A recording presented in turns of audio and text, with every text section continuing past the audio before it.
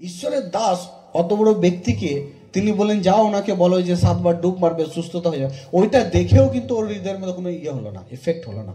অনেক সময় হয় না, পাস্টার এত চমৎকার করেছে, আপনি চোখে দেখেছেন, কাছে দেখেছেন, কিন্তু তাহলেও কিছু মনে হয় না। কেন জানেন? কারণ বেশি ভালোবেসে ফেলেছি না। Hello, yes. প্রভু যীশু খ্রিস্ট আমার প্রিয়, যখন এই জগতের মধ্যে তিনি ছিলেন, দেখুন তিনি মৃতকে জীবিত করতেন। লোক দাঁড়িয়ে দাঁড়িয়ে দেখতো, আরে বাপরে, 4000 লোক খেতে পাচ্ছে না, প্রার্থনা করলেন, 4000 লোক খাচ্ছে, দেখলেন, খেলেন। অন্ধ দেখতে পেত না, প্রভু চোখ খুলে দিলেন, দেখলেন। ঠিক আজ এইভাবেও মণ্ডলীতেও যখন ঈশ্বরের দাসরা অনেক অলৌকিক কাজ করেন, অনেক সময় দেখেও মনে হয় যে আমি দেখিনি, শুনেও অনেকের মনে হয় শুনিনি, বুঝে অনেকের সময় আমরা কি করি, বুঝিনি। ঠিক আছে না? এরকম করলে হবে না যে জুনিয়র জুনিয়র রাখতে হবে, সিনিয়র সিনিয়র রাখতে হবে। শ্রদ্ধা যেখানে করা সেটা কিন্তু রাখতে হবে। হালেলুয়া। উল্টো পাল্টা বললে হবে না, ভেবে চিন্তে কথা বলতে হবে। আমেন। কারণ ঈশ্বরের শক্তি, ঈশ্বরের দাস, এক ঈশ্বরের লোক যখন আপনাকে উদ্ধারও করতে পারে, উনি আপনাকে খালেও রাখতে পারে। অনেক সময় কি হয়, যদি আপনি ঈশ্বরের রাজ্যের সম্বন্ধে, ঈশ্বরের লোকের সম্বন্ধে আপনি ভুলভাল লিখছেন, অনেক সময় দেখবেন ব্লেসিং এর মধ্যে নয়, আপনি অভিশাপের মধ্যে জীবন ব্যতীত করছেন। কারণ এক প্রচারক, এক প্রভুর দাসী, উনি পারেন আপনাকে পাপ থেকে তুলে নিয়ে আসতে। হালেলুয়া। উনি আপনাকে অন্ধকার থেকে তুলে আসতে। কারণ প্রভু তো চাইবেন, কিন্তু পাঠাবেন তো আমাদের ঘরে না, যাও তাকে নিয়ে এসো। তো অনেক সময় আমাদের ঘরে কী করতে হবে, অনেক ভেবে চিন্তে কথা বলতে হবে। আর এটা ভুলে গেলে হবে না কি উনি এক ঈশ্বরের দাস বলে। তাই এখানে কি হলো, উনি দেখলেন যে নামান সুস্থ হলো, ওনার মনে কিছুই নেই, তাও প্রভু দাসকে তিনি মিথ্যা কথা বললেন আর চলে গেলেন। হালেলুয়া। একবার কি হলো জানেন, একটা দিন, একটা সপ্তাহে এক ব্যক্তিকে আমি জিজ্ঞেস করছি তুমি কোথায়, সে বলছে আমি বর্ধমানে আছি। কি বলছে? আমি বর্ধমানে আছি। হ্যাঁ, দিয়ে বললাম ঠিক আছে, বর্ধমানে আছে। দিয়ে আমি যখন আসছি, কিছু দূর আসার পর দেখছি সেই ব্যক্তি আমার সামনে দিয়ে যাচ্ছে। Hello, hallelujah. বিশ্বাসী আবার, কে? আমার বিশ্বাসী। তা আমি বলছি, আমি ওকে কিছুই বললাম না। আমি এমন করলাম যে আমাকে হয়তো দেখিনি, সেও কিন্তু মনে হয় আমায় দেখেছে, আমার মনে হচ্ছে, কারণ চোখে চোখে একটু লেগেছে। আমি বলি, আবার সেও কিন্তু বিশ্বাসী। হোয়াট ইজ দ্য লাইফ, যে তুমি সত্যি বলতে আমি তোমায় কী করাবো। অনেক সময় অনেক মানুষ ভয়েও বা ইচ্ছাকৃত করেও কিন্তু বলে। মনে রাখবেন, ক্ষতি আমার নয়, ক্ষতি কিন্তু আপনার হবে। আপনি কাকে বোকা বানাচ্ছেন? ইয়েস, আপনি নিজেকে আবার ক্ষতির দিকে নিয়ে যাচ্ছেন। যা বলার সত্যই বলে দিন, কারণ স্যারের সত্য শোনার ক্ষমতা আছে। আমেন। সত্য শোনার ক্ষমতা আছে আমার। আপনি বলুন না কেন, সত্য সত্য শোনার ক্ষমতা আছে। তো কিছু দূর আসার পর দেখছি কি ব্যাপার, আমাকে বললো আমি বর্ধমানে, আর এক্ষুনি এই 10 মিনিটের মতো আবার দেখা করছি, আমার পাশ দিয়ে যাচ্ছে। তো কি হয়, অনেক সময় শয়তান নিয়ে নেয় না, কিছু মনে করি না আর নিয়ে নেয়। আমাকে বাইবেলে কি লেখা আছে জানেন? ধর্মী লোকেদের পায়ের চরণ যখন তার জায়গায় হয়, সেই জায়গাটা কি হয়, আলোয় পরিপূর্ণ হয়ে যায়। যখন ঈশ্বরের লোকরা কোনো জায়গায় যায়, সেখানে সেই ঈশ্বরের শক্তিও কিন্তু তার সঙ্গে যায়। আমেন। যদি আজ আমরা ঈশ্বরের দাসকে না পেতাম, মাস্টারকে না পেতাম, আজ আমরা নির্বুদ্ধি থাকতাম, নোংরার মধ্যে থাকতাম। কিন্তু আজ ঈশ্বরের দাসকে পেয়েছি বলে আজ দেখুন কত বুক ফুলিয়ে, আনন্দের সঙ্গে, নির্ভয়ের সঙ্গে, এক ভরসার সঙ্গে, মজবুত বিশ্বাসের সঙ্গে আজ আমরা জীবনযাপন করতে পারছি, ভালো ঘুমোচ্ছি, যেটুকুই আছে খাচ্ছি দাচ্ছি, কনফিডেন্সের সঙ্গে আমরা চলাফেরা করতে পারছি। কেন? কারণ না বাবা আছে। Hallelujah, praise the Lord. কারণ আমার প্রিয়, অর্থ আজ আছে তো কাল নেই, অর্থ আবার চলে আসবে, অর্থ আবার আমাদের কাছে চলে আসবে। যখন তখন আমাদের জীবনে লটারি হতে পারে, যখন তখন আপনি অর্থ দিয়ে যখন তখন বড় হয়ে যেতে পারেন। কারণ জগতের টাকা পয়সা তো শয়তানও দেয়। আমরা কতজন জানি টাকা পয়সা না শয়তানও দেয়, কাপড় চাপড় শয়তানও দেয়। যদি আপনি না জানেন, তখন বাইবেলে আপনি পড়বেন, প্রভু যীশু খ্রিস্ট জন্মের পর যখন তিনি উপবাস করতে গিয়েছিলেন, শয়তান তার পিছু নিয়েছিল, 3 বার তার পরীক্ষা নিয়েছিলেন। শয়তান বলেছিলেন যিশুকে কি তুমি যদি আমায় উপর হয়ে প্রণাম করো, এই যত জমি জায়গা দেখছো আমি সব দিয়ে দেবো, সব টাকা পয়সা। কিন্তু প্রভু যীশু খ্রিস্ট বললেন আমি প্রণাম তাকেই করবো। হালেলুয়া। বাইবেলে লেখা আছে, তুমি তোমার ঈশ্বরকে ছাড়া কারো কাছে তুমি তোমার মাথাকে নত করবে না। আমেন। আর প্রভু যীশু খ্রিস্ট কি করলেন? তিনি মাথা নত করলেন। তিনি তো যদি টাকার দরকার থাকতো তিনি তো অনেক টাকা নিয়ে নিতেন না? টাকা যদি দরকার থাকতো অনেক টাকা নিয়ে নিতে পারতেন। অনেক সময় আমার প্রিয়, অনেক জায়গায় এইসব বিষয় নিয়ে অনেক সময় বিশ্বাস আর ধার্মিকতার মধ্যে অনেক প্রভাব পড়ে, খালি যায়। মনে রাখবো আমরা ঈশ্বরের কাছে সব কিছু আছে, ঈশ্বরের কাছে সব কিছু আছে। সঠিক সময়ের মধ্যে উনি কিন্তু দিয়ে আমাদের পরিচালনা করবেন। আমেন। তো অনেক সময় বিরক্ত হয়ে যায় না যে অনেক তাড়াতাড়ি আমরা পাচ্ছি না, কবে পাবো, হ্যাঁ প্রভু দিচ্ছে না, হ্যাঁ প্রভু দাস ভালো নয়, হ্যাঁ মনে হয় প্রার্থনা করে না, হ্যাঁ আমাদের ঘরে ছেড়ে দিয়েছে, ওই তো অমুককে বেশি ভালোবাসে, এই তমুককে বেশি ভালোবাসে, আমাকে ভালোবাসেন। এমন নয়, সবাইকেই প্রভু দাস ভালোবাসে, সবাইকেই ভালোবাসে। এমন নয় আমার প্রিয় কি যারা বড় পোস্টে চাকরি করছে তাদের ঘরেই ভালোবাসি, তা নয়। ঈশ্বর আমায় নিচে থেকে তুলেছেন, আমাকে অনেক নিচে থেকে তুলেছেন, আর প্রত্যেকটা সেই অনুভূতি সেই আমার মধ্যে ঈশ্বর দিয়েছেন। আমি প্রত্যেকে বুঝতে পারি এক গরিব মানুষের জীবনে কি হতে পারে, এক দুঃখের জীবনে কি হতে পারে, সব কিছু আমি বুঝতে পারি। তো এই জন্য অনেক সময় দেখবেন সাবধানে থাকতে হবে বিশ্বাসীদের ঘরে, মণ্ডলদের ঘরে। কি বলেছি না, গড়ার চেয়ে ভাঙার লোক বেশি। আর বলেছি না যে যিনি ভাঙবেন আপনাকে, সে কিন্তু অনেক দূর থেকে আসে না, আপনার ঘুরে ফিরে থাকে, হয় আপনার টেবিলে খায়, আপনার সঙ্গে ঘোরাফেরা করে। সাবধান, ঈশ্বরের বাক্য ছাড়া কোনো জায়গার উপরে, কোনো ব্যক্তির উপরে ভরসা করবেন না। Amen, hallelujah. তো এই ব্যক্তি কি হলেন? ভালো জায়গায় ছিলেন, গেহজি ভালো জায়গায় ছিলেন, কিন্তু তার মধ্যে লোভ চলে এলো। আর লোভ চলে এসে কি হলো? রোগ নিয়ে তাকে ঈশ্বরের জায়গা থেকে বেরিয়ে যেতে হলো। আদম আর হাওয়ার জীবনেও কি হয়েছিল? কি হয়েছিল?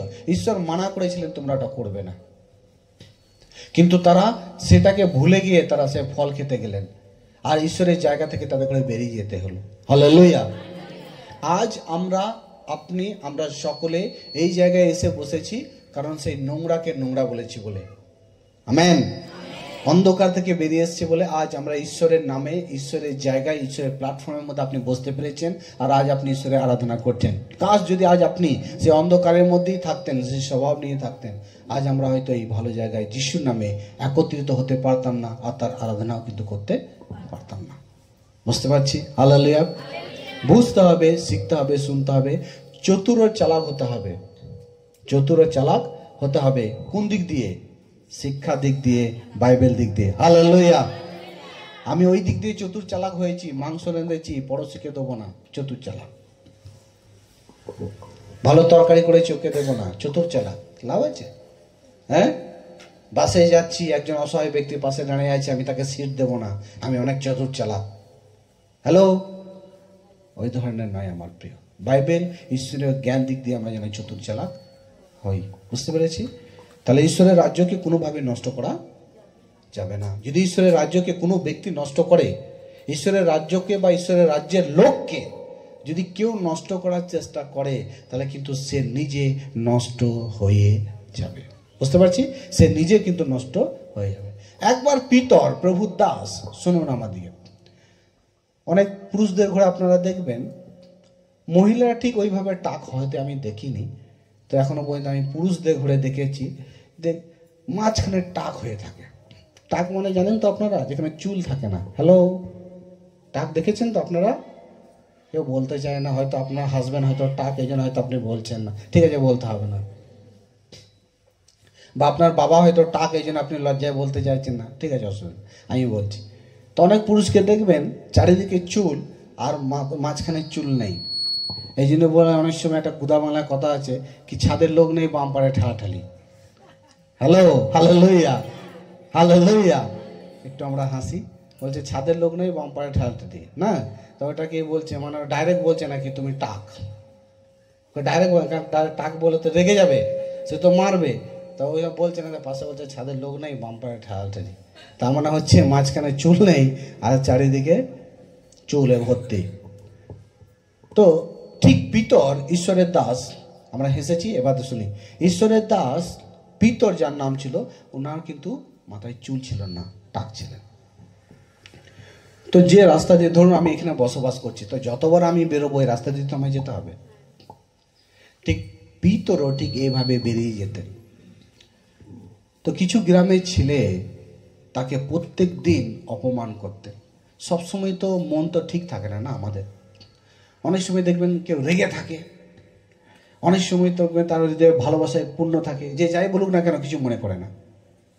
তো পিতর যখনই বেরোতেন সেই ছেলেরা তাকে সবসময় ডিস্টার্ব করতো। এই টাক যাচ্ছে, বুড়ো যাচ্ছে, কত কিনা বলে তাকে কি করতো, অপমান করতো, ছোট করতো। এরম করতে করতে একদিন আবার তারা অপমান করছেন। আর শুধুই ওইটাই করছেন না, আবার ঢিল নিচ্ছেন, গায়ে ছুড়ছেন, কে ধুলো নিচ্ছেন, ছুড়ছেন, হ্যাঁ এই করছেন, নাচছেন। একদিন বিরক্ত হয়ে গেলেন পিতর আর প্রার্থনা করলেন, প্রভু। আর যখন প্রার্থনা তিনি করলেন, উত্তর কি হলো জানেন? ফল বলছে সিংহ চলে এলো আর সমস্ত বাচ্চাদের ঘরে কি করলো, চিবিয়ে খেয়ে ফেললো। জানেন, যখন কোনো কিছু হয় ঈশ্বর আগেই স্বপ্নের দ্বারা সেটাকে প্রকাশ করে যে এটা ঘটতে চলেছে বা এটা হবে। ঈশ্বর অন্তর্যামী, তো উনি গিয়ে সবকিছু এইভাবে নিয়ে আসছেন। প্রভুর দাস তো দেখছেন বাড়ি থেকে, কোথায় দিয়ে তাও জিজ্ঞাসা করছে, কোথায় গিয়েছিলে? বলছে না কোথায় যায়নি, তো এই তো আমি পাশেই ছিলাম। বলছে না, তুমি নামানোর সঙ্গে কি করছিলে? এই সময়টা কি নেওয়ার সময়? কে বলেছে তোমাকে নিতে? তখন চুপ। তখন যে প্রভুর দাস এলিসা কি বলছেন জানেন? এবার নামানের কোড় তোমার জীবনে, তোমার ছেলে পেলে, তোমার বংশধরের জীবনের মধ্যে এই কোড় লেগে থাকবে। বুঝতে পারছি? কত ভয়ঙ্কর দেখুন, কত ভয়ঙ্কর দেখুন। আপ কি হলো, সেই কোড়, সেই রোগ, নামানের রোগ কার জীবনে গেল? যে তার শিষ্য ছিল তার জীবনে গেল, তার পরিবারের জীবনে। বাইবেলের মধ্যে এই যে একটা অভিশাপ, আরো মুসার যে বোন ছিলেন, মরিয়ম নাম ছিল, মুসা, যে মোজেস যাকে বলা হয় ইংলিশে মোজেস, মোসা, একটু ল্যাঙ্গুয়েজটা এদিক ওদিক, কারণ অনেক সময় হিন্দিতেও আমি বলি, অনেক সময় বাংলাতেও বলি বা ইংলিশেও আসে। মোজেস যিনি ছিলেন, যাকে মোসাও বলতে পারেন আপনি, মসিও বলতে পারেন। সেই মসিহ যখন খ্রিস্টান লোকদের ঘরে তিনি মিশ্র দেশ থেকে যখন তিনি বার করে কানান দেশে নিয়ে যাচ্ছিলেন, সেই সময় মুসা কি করেছিলেন, একটা অন্য জাতির মেয়েকে তিনি বিয়ে করেছিলেন। তার অপরাধ ছিল একটাই, কি সে অন্য জাতির মেয়েকে বিয়ে করেছে। কেন সে খ্রিস্টানিটি থেকে মেয়ে বিয়ে করেনি? আব ঈশ্বরের ইচ্ছা তাকে ওকে বিয়ে করিয়েছে, সে করেছে। আব তার সেই বোন, সে কি করছে, বোন বলো বা দিদি বলো, সে কি করছে, রাগ হচ্ছে, তুমি কেন করলে? সব সময় খোঁটা দিত কাকে? প্রভুর দাসকে। সে হতে পারে তোমার ভাই, কিন্তু তার পোস্ট দেখতে হবে কি। Hello, hallelujah. ঈশ্বর যখন কাউকে মনোনীত করবেন না, সে দেখবে না ওর ভাই, ওর মা, ওর কাকা, ওটা দেখবেন না। তখন সে কি করছে, বারবার তাকে খোঁটা দেয়, সব সময় খোঁটা দেয়। কি হলো জানেন? একদিন মরিয়মের জীবনে কোড়ে ভর্তি হয়ে গেল, সে রোগ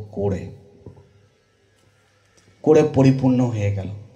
আর কোড়ে পরিপূর্ণ হওয়ার পর মসি যখন প্রার্থনা করছে, প্রভু আমার বোনের জীবন থেকে এই রোগটাকে দূর করো, প্রভু বলছেন না, এখনো 7 দিন ঘর থেকে বাইরে থাকবে। কতদিন? 7 দিন 7 রাত ঘর থেকে বাইরে থাকবে, কেননা এ আমার রাজ্যের বিরুদ্ধে পাপ করেছে। বলছে আবার একে এমনি করে সুস্থ করবো না, 7 দিন ঘর থেকে বাইরে থাকবে, আবার একে কি করতে হবে, বলি উৎসর্গ করতে হবে, তারপর তুমি প্রার্থনা করবে, তারপর একে আমি সুস্থ করব, তারপর সে ঘরে ঢুকতে পারবে। ঘর থেকেও বাইরে আর রোগেও পরিণত হয়েছিলেন। কেন জানেন? ঈশ্বরের রাজ্যের বিরুদ্ধে পাপ করেছিলেন। যারা ঈশ্বরের ধার্মিকতাকে নষ্ট করেন, অনেক সময় মনে রাখবেন এটা যে কত ভয়ঙ্কর আপনি চিন্তা করতে পারবেন না, কত ভয়ঙ্কর এটা আপনি চিন্তা করতে পারবেন না। এই রাজ্য ঈশ্বরের, এই বাগান ঈশ্বরের, মানুষ ঈশ্বরের। ঈশ্বর যদি কাউকে মনোনীত করেছেন, তার কাজের জন্য কারো ক্ষমতা নেই কি তাকে পরাজিত করবে। হালেলুয়া। ঈশ্বর ঠিক সেভাবে যখন উনি আপনাকেও মনোনীত করেছেন বিশ্বাসী, যখন আপনাদের ঘরে বিশ্বাসী হওয়ার জন্যও মনোনীত করেছেন, মনে রাখবেন আপনাকে টিকিয়ে রাখার ক্ষমতাও ঈশ্বর রাখেন। হালেলুয়া।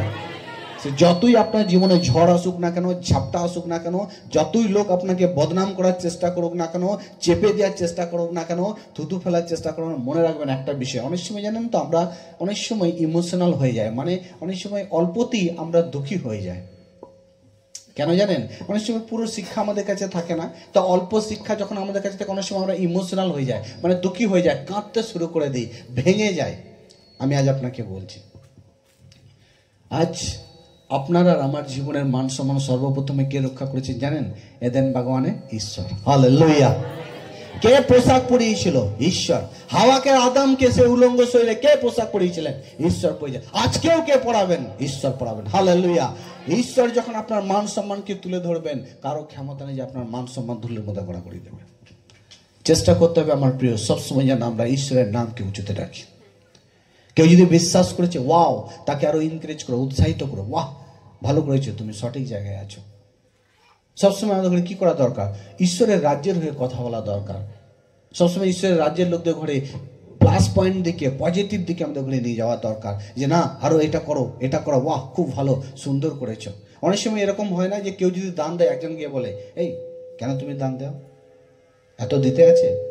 হ্যালো, হয়তো শুনে আপনার খারাপ লাগছে, কিন্তু এরকম মানুষও অনেক থাকে কি অপর ব্যক্তিকে সে চায় না যাতে আপনি হিরো হন যিশুর সামনে। হ্যালো, ও চায় আমি যেমন জিরো তো তুমিও জিরো থাকো। কেন তুমি দাও এত করে? আরে এত করে দিও না, পাস্টর বড় লোক হয়ে যাবে। পাস্টর তো অলরেডি বড় লোক, আবার কিভাবে তুমি বড় লোক করবে? Hello, hallelujah. তো প্রভুর দাস এখানে নয় তো সেখানে, সেখানে তো ওখানে, কোথায় যাবে? পেয়ে যাও প্রভু, সে তো পেয়ে যাবে, কারণ ঈশ্বর মনোনীত করেছেন না। ঠিক সেভাবে যে ভালো বিশ্বাসী সেও কিন্তু পেয়ে যাবে। আমেন। ভালো করে বাক্য শুনুন, সেও পেয়ে যাবে, সেও পাবে। এমনি নয় শুধু পাস্টার একা পাবে, প্রভু আপনার জীবনে রেখেছে, কারণ বিশ্বাসী থেকে পাস্টার হয়। হালেলুয়া। 1 থেকে লোক 2 এ ওঠে, 2 থেকে লোক 3 তে ওঠে, নিচে থেকে লোক উপরে ওঠে। যদি আপনি সেই জায়গাটা, কোনো বিশ্বাসী যদি সেই জায়গাটা ভালোভাবে সে যদি মেনে চলে, ঈশ্বর সেই পরিবারকে, সেই ব্যক্তিকেও ঈশ্বর কি করবেন? তুলবেন। ঈশ্বর সেই ব্যক্তিকেও কিন্তু তিনি কি করবেন? এগিয়ে নিয়ে যাবেন। তাহলে আমাদের করে কি করা দরকার? যে পজিটিভ দিতে হবে সবসময়, মনের মধ্যেও পজিটিভ রাখো আর পজিটিভ দাও। লোক অনেক কিছু বলবে, দেখুন বদনাম না হলে আপনার জীবনে সুনাম আসবে কি করে? মেঘ না হলে ঝড় আসবে কি করে? Hello, hallelujah.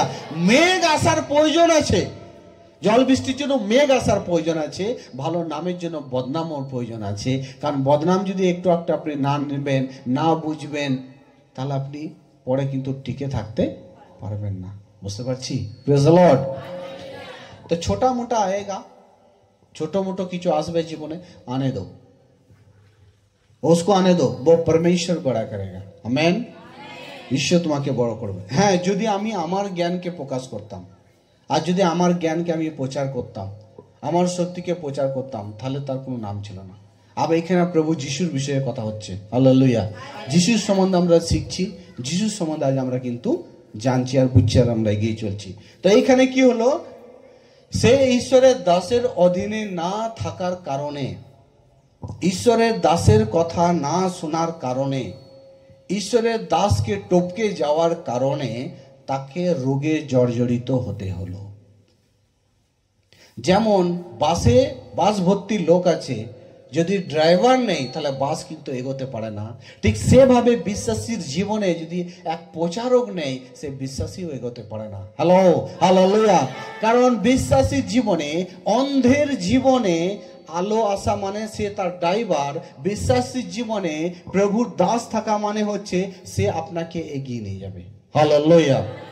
ঠিক পাস্টারকেও প্রভু কি করবেন? এগিয়ে নিয়ে যাবেন। স্টেপ বাই স্টেপ আমাদের ঘরে এগিয়ে যেতে হবে। বুঝতে পেরেছি? হালেলুয়া। অনেক সময় আপনি আপনার জ্ঞান লাগাবেন না, আপনার বুদ্ধি লাগাবেন না। আমি যে বলেছি যে বাইবেলের মধ্যে, সেটা দেখুন, সেটাকে নিয়ে চলুন, অবশ্যই কিন্তু আপনি পার করবেন, অবশ্যই পার করবেন। অনেক সময় কি হয়? ব্লেসিং না আসার কারণে কি হয়ে যায়? অনেক সময় দুঃখ চলে আসে না জীবনে? হ্যাঁ, আর ভুল মন্ত্র পড়লে দুঃখ হবে কি হবে না? আর প্রশ্নের উত্তর আপনি যদি ঠিক না দেন, তাহলে নাম্বার আসবে না, 0 আসবে। আর কথা বলে না, 0 আসবে তো না, গাদার নাম্বার দিয়ে দেবে মাস্টার। আপ ভুল লিখেছো তুমি প্রশ্নের উত্তর, হ্যাঁ ভুল লিখেছো, তাহলে সেখানে কি হবে? তোমার নাম্বার কিন্তু রসগোল্লার মতো নিতে হবে, কারণ তুমি ভুল দিয়েছো উত্তর। হালেলুয়া। ঠিক বিশ্বাসীর জীবনে, ধার্মিকতার জীবনে, পবিত্রতার জীবনে অনেক সময় আমরা যিশুর নামে অনেক সময় খুব একদম উঁচুতে, মনে হয় যে বাঁশের ডগায় চলে গেছে। হ্যাঁ, ডগায় উঠে বসে আছে কিন্তু ঘোড়া নেই। হ্যালো, ঘোড়া নেই মানে স্থিরতা নেই, তার মধ্যে কোনো নলেজ নেই, জ্ঞান নেই, বুদ্ধি নেই। যেদিন ঝড় আসবে শাল পাতার মতো উড়ে যাবে। কি পাতার মতো? শাল পাতার মতো, শুকনো পাতার মতো সে উড়ে পালাবে। বুঝতে পারছি? হালেলুয়া।